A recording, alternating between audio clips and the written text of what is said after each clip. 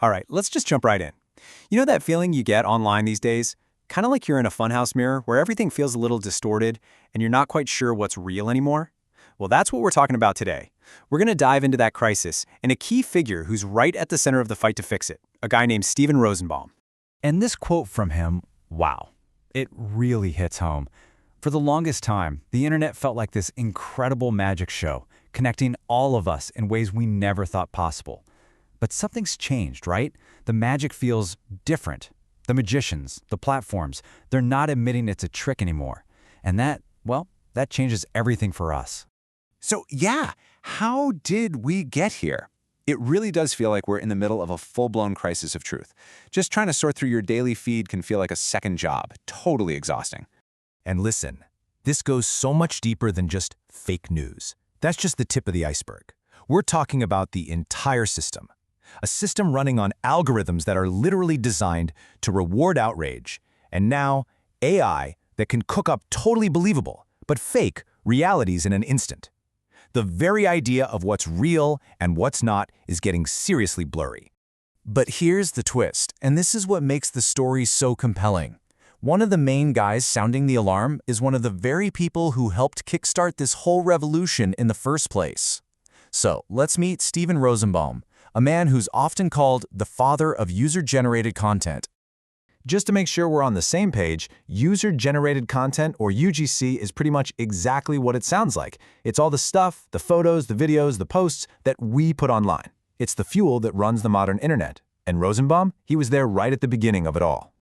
I mean, his journey here is pretty amazing. Think about it. Way back in 1995, he created a show for MTV called Unfiltered, literally handing out cameras and letting viewers tell their own stories on TV. After 9/11, he collected and archived 500 hours of video from people on the ground, an absolutely essential piece of history. And get this, by 2011, he'd already written a book called Curation Nation, warning everyone about the information tsunami that was coming. He's been in these trenches for decades. So, you see, this whole thing started with so much hope. The big dream was for a more democratic web, a place where everybody could have a voice. But somewhere along the line, that beautiful promise took a very dark turn. And you can see that shift so clearly here. The promise was empowering regular people, sharing authentic stories. The reality? Algorithmic control. The platforms figured out that outrage keeps us scrolling. So this democratic dream became what Rosenbaum calls an engineered environment, designed not for us, but for profit. Human touch, human curation, it got replaced by the cold, calculated logic of the machine. And this is where the story really starts to pivot. Rosenbaum points out that for years, big tech's defense was always, hey, we're just a neutral platform, a passive host, but that argument is finally starting to fall apart. A recent court case flat out rejected that idea, saying no, these are actively engineered systems. And when you're the engineer, you're responsible for what you build. Which brings us to what's happening right now, the real fight for accountability. We're moving out of the awareness phase and into a new chapter of taking direct action. So, in March of 2026, this huge case, one that's seen as a test for thousands of others just like it, went to trial. A jury had to decide, can huge companies like Meta and YouTube actually be held responsible for the design of their platforms? And the answer they came back with was a bombshell, a $3 million award in damages. The jury found the platforms were negligent. They said, yes, your design failures were a major factor in causing real harm, and you knew about the risks and failed to warn anybody. And they didn't mince words either. They put 70% of the blame squarely on Meta, with the other 30% on YouTube. It was about as clear a message as you can get. You built this. You're responsible for it. Immediately, people started calling this social media's big tobacco moment. And it's a perfect analogy, isn't it? Just like when the world found out tobacco companies knew for decades how harmful cigarettes were, this case put the known dangers of social media's design on the public record, in a court of law.